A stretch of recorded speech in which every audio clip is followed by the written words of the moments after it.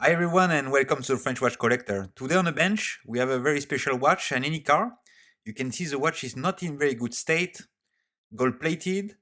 Yeah, I see in the back like it's a waterproof watch. It's quite a big watch actually, a big square one. Yeah, looks like it's a bit damaged on the side. Yeah, it looks like the bracelet as well is original, but yeah, it's not in very good shape.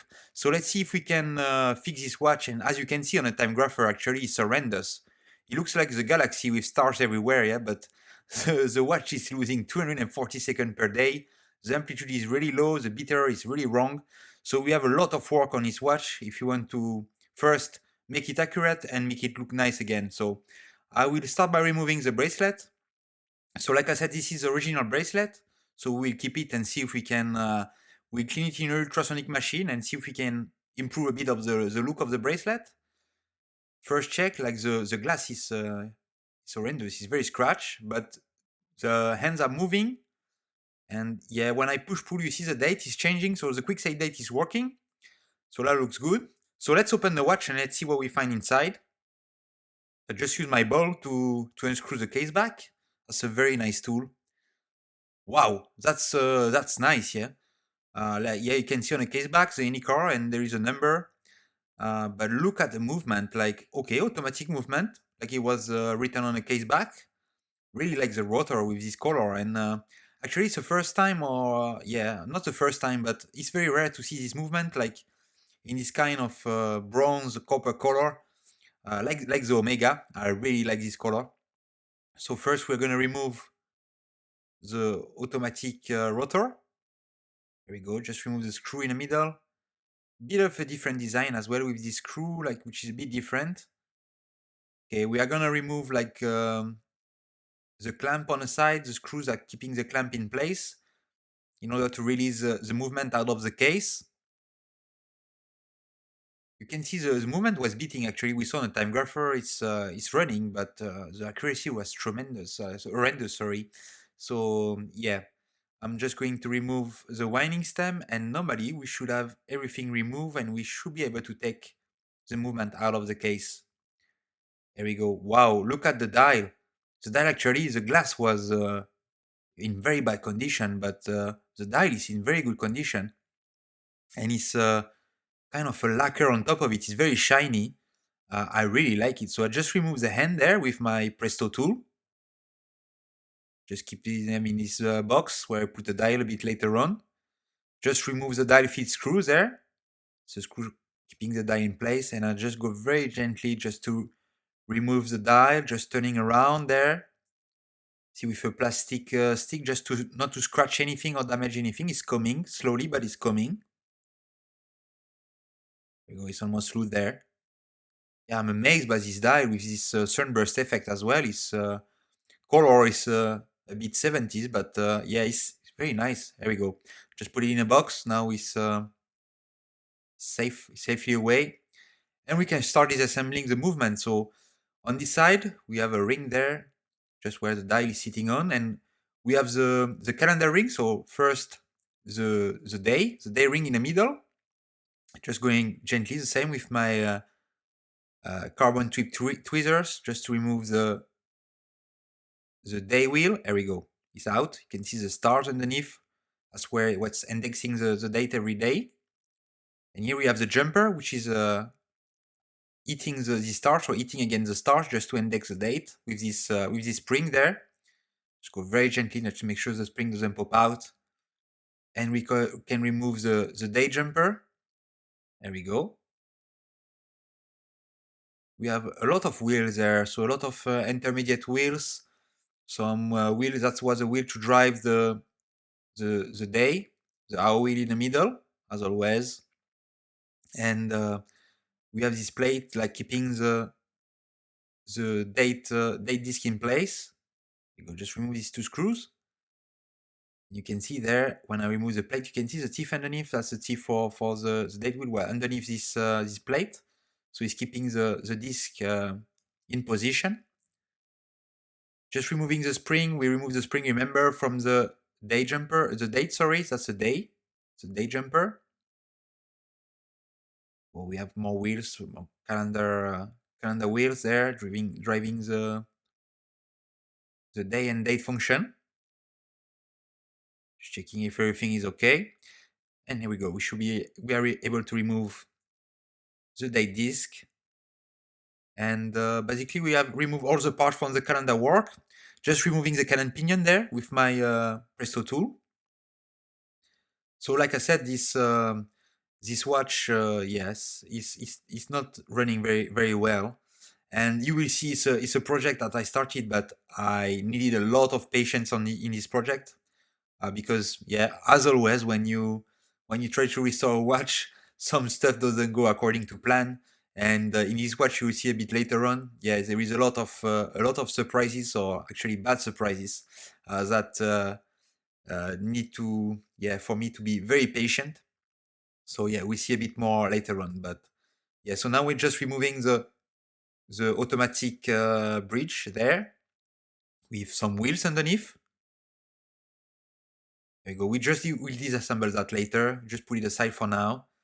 I'm just going to remove the power. There we go. Just releasing the power in a watch, so that is safe. There is no parts under tension, and we can disassemble the rest of the movement safely.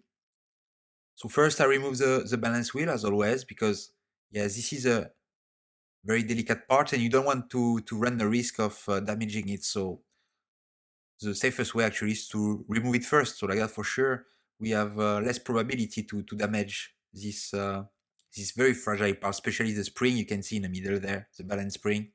There we go. Just checking the spring. If the spiral is in good shape, yeah, it looks good. So we can keep it away.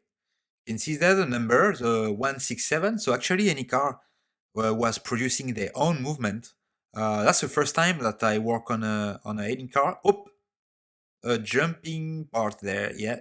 Okay. Yeah, I did not go very far, but actually, I started this watch quite a long time ago, and yeah, you can see I can see now when I watch some old video, my skills improved. Like I said in many time, yeah, I'm a hobby watchmaker. This is not my job. I do this as a passion.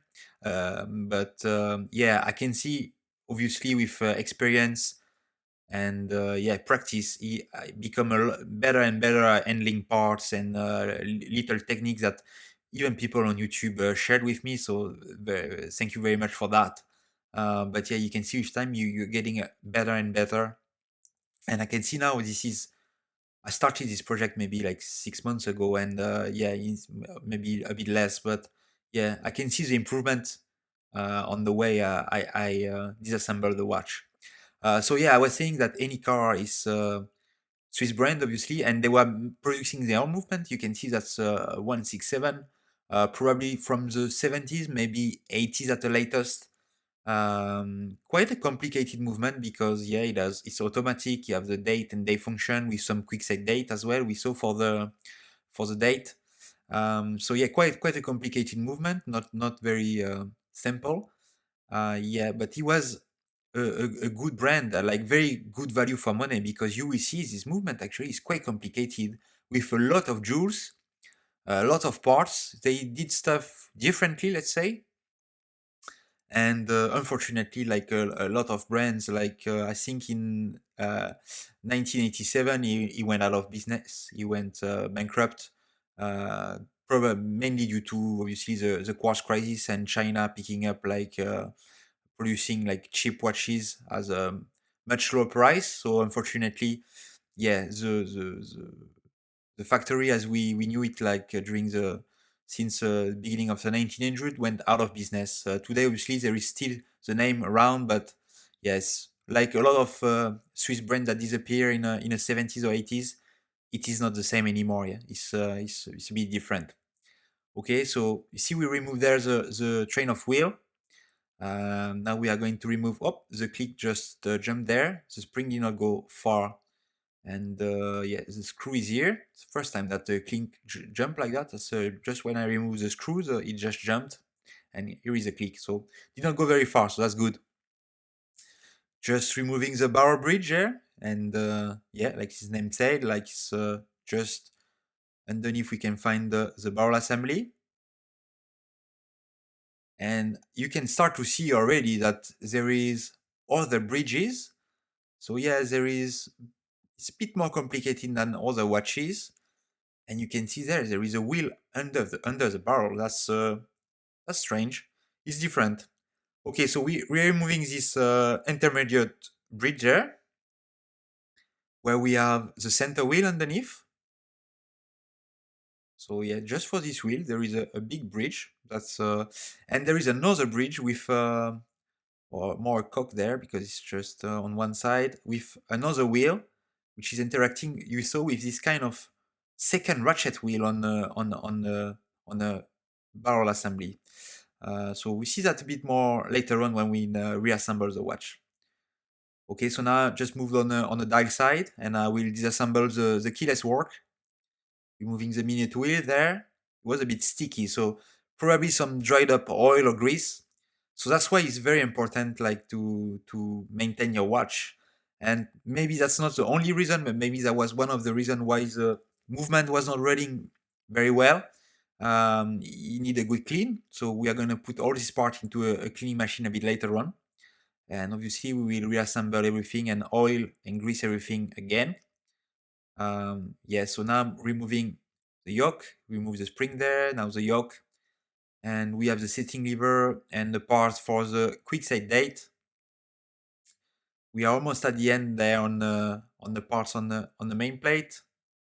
Just removing the waning stem there with the clutch and the waning crown. There we go. So most of the parts are out. We have some sub-assembly that we need to disassemble.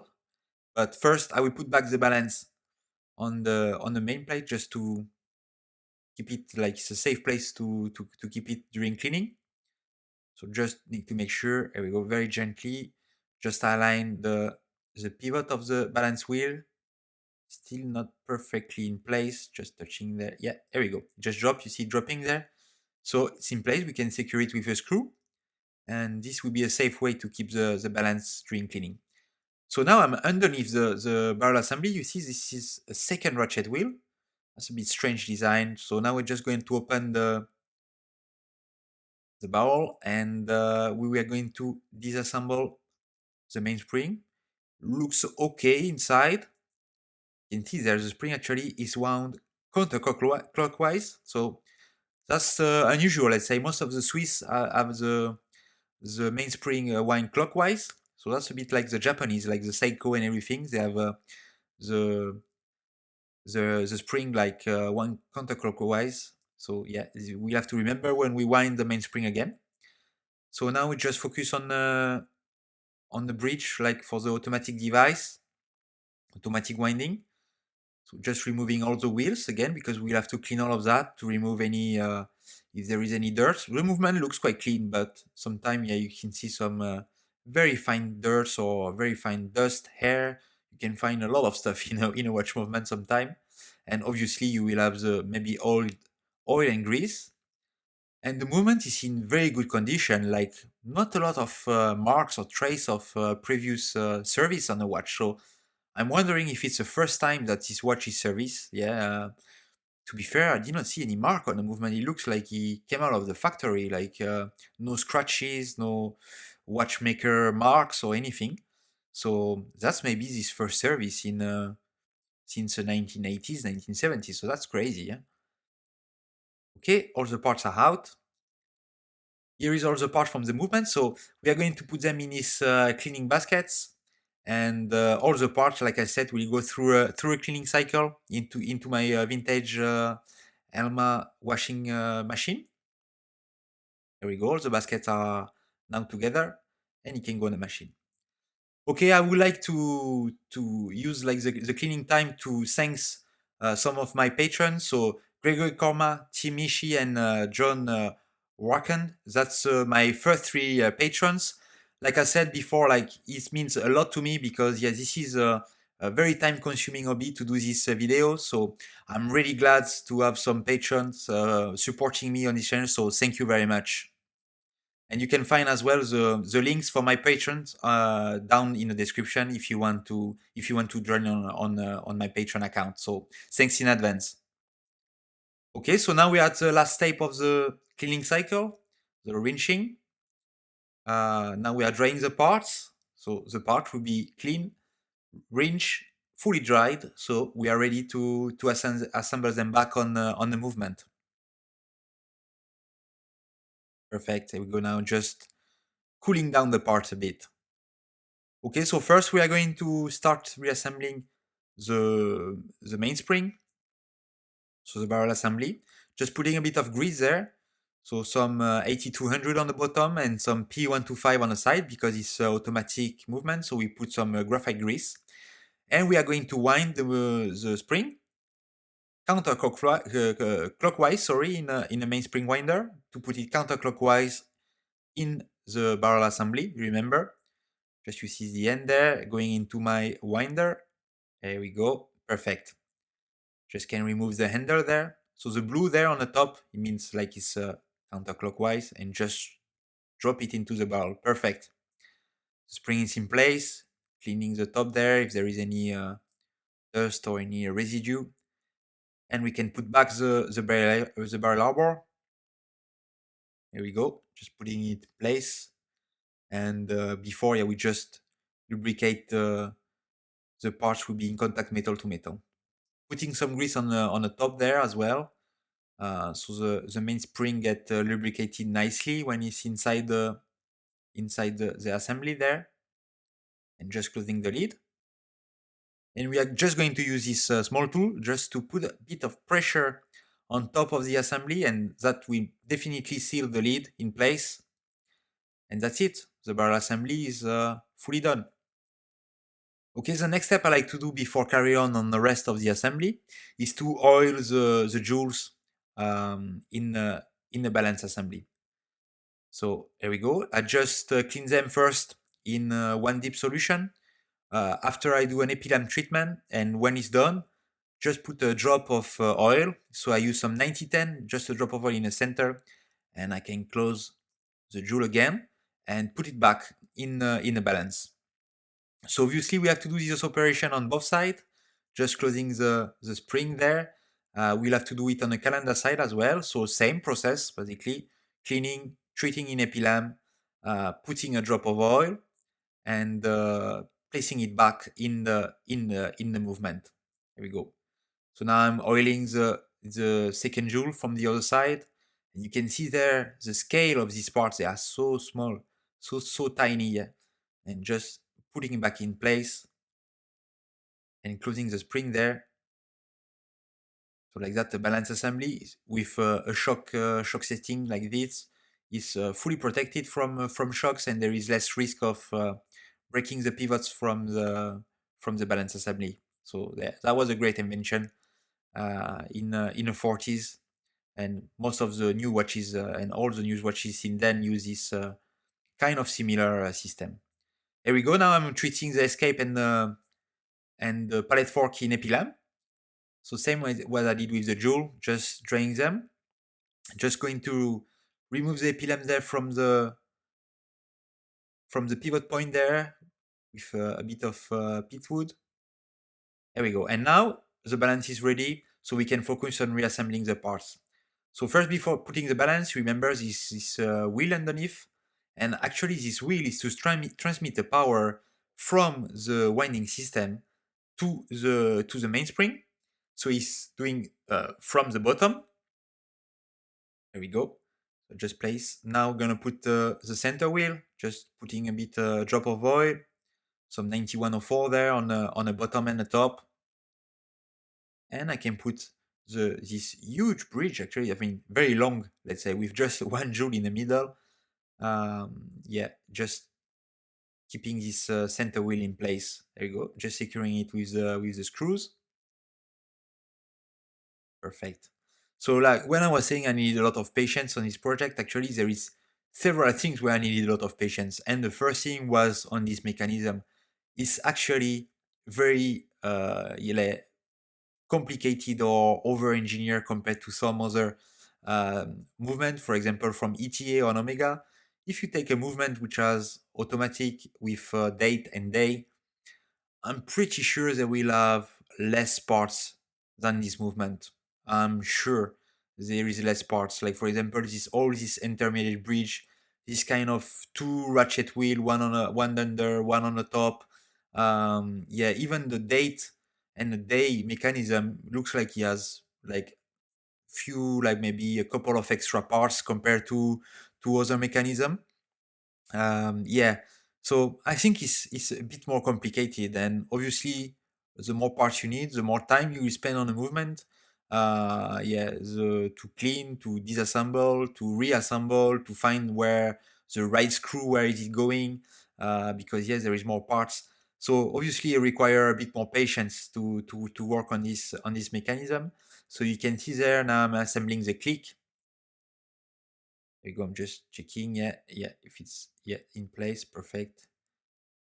I'm going to put now the rest of the train of wheel. We already put the center wheel under this bridge, right? And now we are going to put the rest. Oh, just lubricating the part just before I put it in place. There is this second ratchet wheel. This is to wind the mainspring when you turn the crown. Okay, so that's quite unusual. Like I said. Just have to put, you see the train of wheel first, because actually the wheel there goes underneath the ratchet wheel, and the last wheel from the train of wheel is the escape. So now I can put the train of wheel bridge on top of it, and we will have to align all these wheels into their respective jewels. We go very gently, just putting a bit of pressure as always, and just nudging slightly all the wheels until they found the right place. And when it does, we will be able to rotate. There we go. You see, I'm rotating the wheels and all are turning together. They are all connected to each other. So it means that it's in place. And when it's in place, we can put the screws. Oh, always keep a bit of pressure on the bridge there, just to make sure it doesn't move while you are screwing the bridge down. There we go. That's it. Train of wheel is done. We have a third screw in the middle there. Okay, so now another parts there. So we have normally what's a crown wheel, a simple crown wheel, where you have most of the time only one wheel. Here you have like again a very different setup. Like first you have a spring. Okay, so normally on a watch on this side you will have the click spring, but here you have a spring there for a kind of a wigwag wheel. We will see a wheel which is moving left and right depending on which way you are turning the crown. So actually on this setup you have three wheels. Three wheels. Yeah, that's like I said, like that's more parts than I think like usual. So you see I already put two wheels. There is this kind of wheels which is traveling left and right, like on this post there. And obviously I'll have to put like this bridge there on top of wheel with two screws. So yeah, that's a lot of parts for a function, like a crown wheel function if you want. Like, so if you compare to some of my other video, you will see it's like the design is simpler. Obviously the hand is the same, yeah, it's working, it does the same job or it does the same function, but yes, it's done like very differently, and I found a bit more, yeah, it's a bit more complex. Okay, so now we move to the dial side, and yes, we are putting the clutch, so greasing the part there because you see a lot of friction. Clutch, the winding pinion, and now putting the winding stem through the middle of these parts. Here we go. And we are going to assemble the rest of the keyless work with the quick jump function. Sorry, we have the setting lever there. There we go, and we see there when we move, it's moving as well. This this part there, which is used for the quick set date.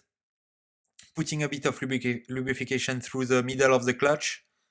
And here on this side so far is pretty standard, like the keyless work. We have the yoke there, just greasing all the part there which come in contact, just to make sure to reduce the wear and the strength which is needed to activate these parts.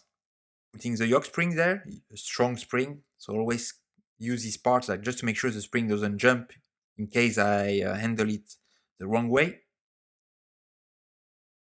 Okay, and here we have the setting lever spring. Come on the top. It's just secure with one screw. Oh, the screw doesn't want to cooperate. There we go. Just kept in place with this big screw there, and now we should be able to arm.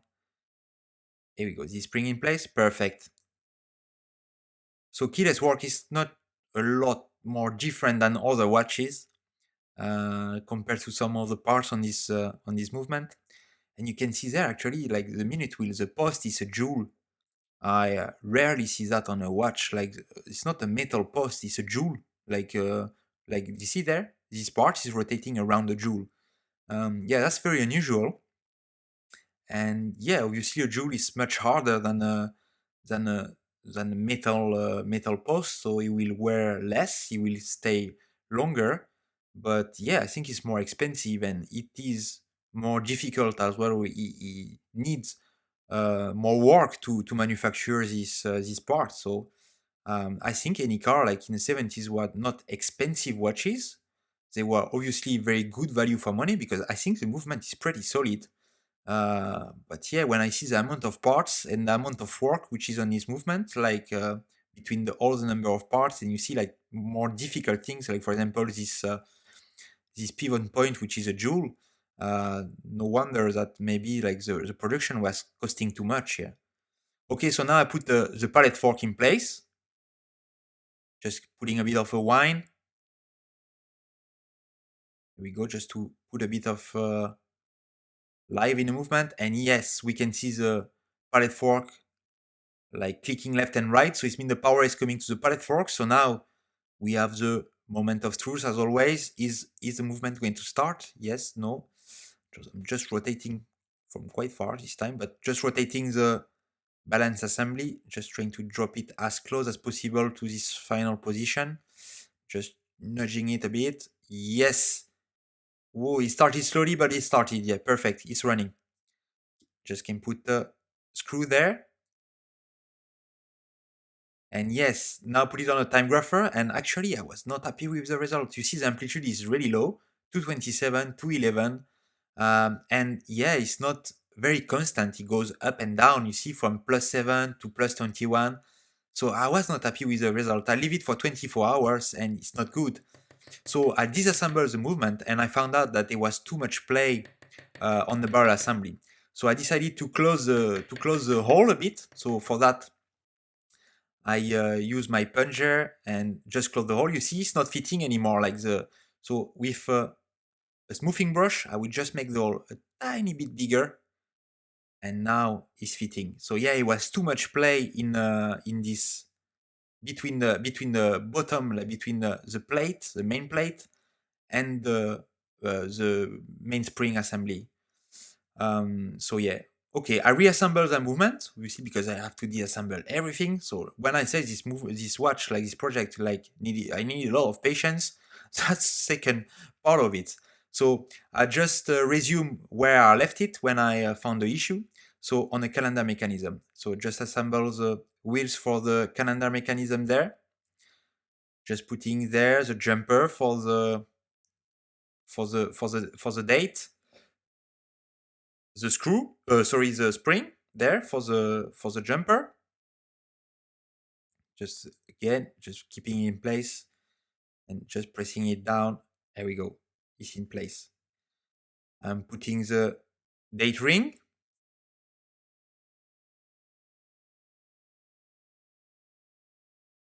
Now you remember we have this plate that is keeping the date ring in place. So just put it in place. Just putting the two screws there. So far so good. We can see the movement is running, but obviously we see at the end, if I manage to get like a good result on accuracy, if the barrel, and you can see that the quick save date is working, so that's good.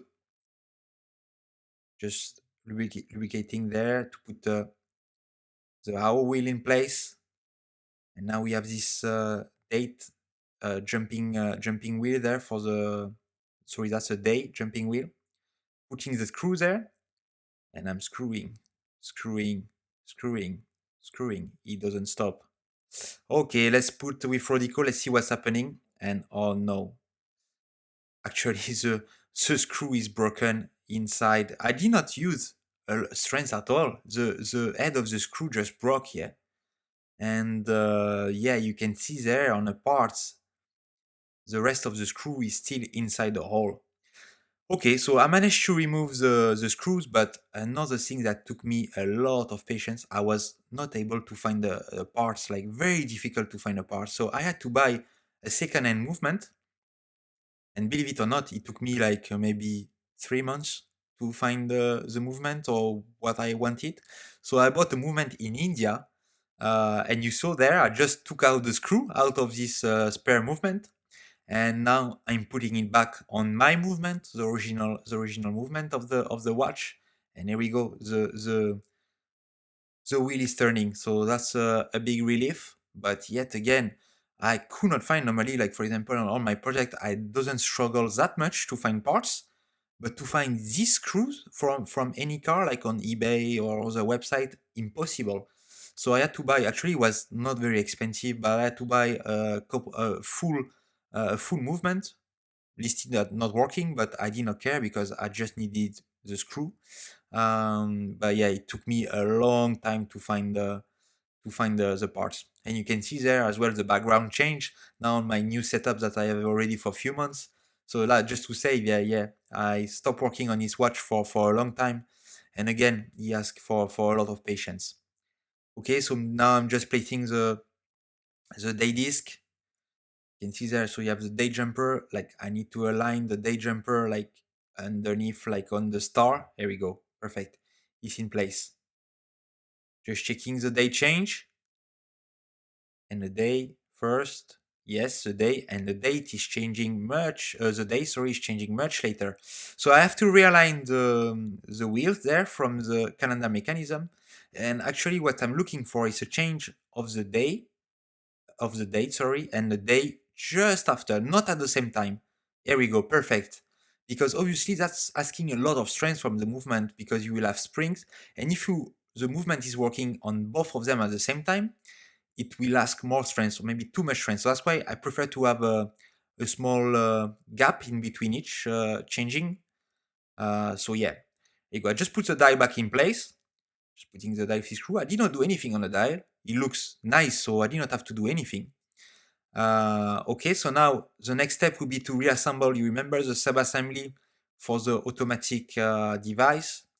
Again, there is quite few parts and very unique design.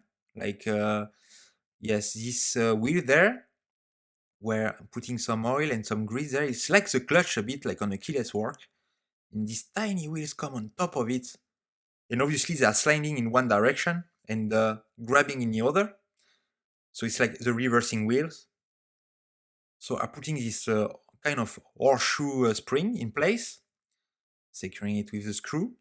And last, we have a big wheel coming in the middle, and that's a wheel actually that will come in contact with the ratchet wheel, which is underneath the mainspring assembly, the barrel assembly, sorry. Okay, here we go. The bridge is in place. Just make sure again that all the wheels are aligned. Here we go. And when it is, you can secure that with two very small screws. Tiny screws there. Okay, one is hidden, is hiding behind the big wheels. There we go. It's secured. Obviously, we are going to oil the pivot point there or the jewels on top and bottom.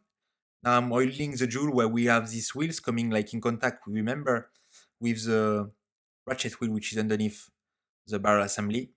Just removing the power there to install the automatic bridge, just to make sure there is no tension between the parts while I'm fitting this bridge there and these parts. There we go, just roping it in place, and when it's done, just put it to screws. And the balance, sorry, the automatic device, it's in place. So first one and the second screw, perfect. Like we did on the bottom, we are just going to oil the top jewel there, and let's focus on the case. So you see the crystal pretty scratch. Just try to remove it there, but it did not come out. So I will use my crystal press from versions. That's one of my latest tool, which is actually quite nice. I had the one with like a lever if you want, but I much prefer this one with the wheel, which is coming up and down. So now I just press the crystal out. It was very tight actually, the crystal, and this is a crystal with a tension ring around, with a gold tension ring, which go obviously with the case. So yeah, I just want to keep. I want to use this crystal because yeah, it's fitting very well. So what I will do, I will polish. We polish it. So I will use a special compound there, and we just polish it in my polishing machine just to remove scratches. So just rotating each step. Second step was the case as well. The case was a bit damaged, so I will just give it a gentle polish. First, I'm doing the case back, just doing first a bit of a rough path, and now we're doing a second pass on with like a lighter, if you want, lighter touch. Do the same on the case, to give it a bit of a shine. I did not want to replate the case because yeah, it's not a very expensive watch, so it will be a bit of an overkill to replate this watch. So yeah, just going to polish it. And the same, we're going to do the same on a bracelet. Just a gentle polish on a bracelet, just to give it a bit of a shine. Obviously, it's not going to bring back the gold plating, but just to give it a bit of a shine. Okay, so I will use my crystal press again. So just put a bit of plastic on the top to protect the crystal, and we are just going to close it, just to press the crystal in place in the case. So this has a tension ring. So yeah, there you go. You need to use a bit of strength there. Perfect.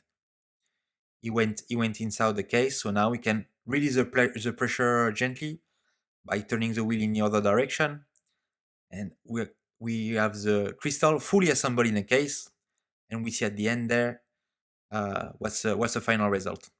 Okay, just making the date jump there, so we can align the hour hand to midnight, because obviously when the date is jumping, it means it's midnight. So that's where we set and we align the hand on the watch. Okay, just pressing it in place there with my Orotech tool. Perfect. We do the same with the minute hand, just aligning it to midnight. So you see there, pressing it in place, trying to lay it down flat, and I will just nudge it a bit to align it to midnight. There we go.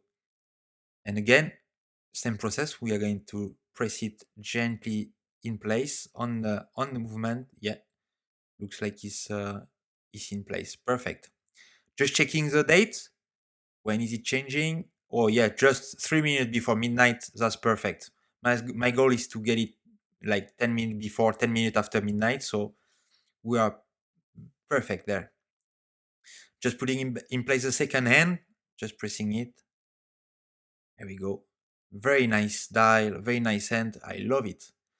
And here we go. Now we are just fitting this the new case and the new crystal. Actually, not new, but just refurbished if you want, with gentle polish. Actually, I like the case the way it turned out, even if it's not replated, but doesn't look too bad. Obviously, like yeah, it looks less rough than the way it was at the beginning, and give back the watch a bit of a bling. So I quite like it. Okay, putting the clamp again just to make sure the movement stay safely in a case, doesn't move around. And the last step, we can put back the rotor for the winding system, and screws that go in the middle there. There we go, just pressing in place. We are just screwing it down there, just gently. There we go. Perfect. Just putting a drop of oil on the ball bearing there. And this is a finished result. Yeah, you can see the watch. It looks very nice. I like, very 70s, but let's see if the watch is running well. So first we're going to demagnetize the watch before putting it on a time grapher. And here is the result, an amplitude of 250. That's much better. We were around 220. And look at the rate. It's just gaining like 1-3 seconds per day, so that's nothing, and the bit error is 0.1, so close to 0. Very pleased with the result on the time grapher. Obviously much better than the beginning where it was losing 240 seconds, and even during, you remember. So yeah, very pleased. And here is the finished result, the finished product on my Rust. So hope you like the video, and I see you next time for my next project. Bye bye.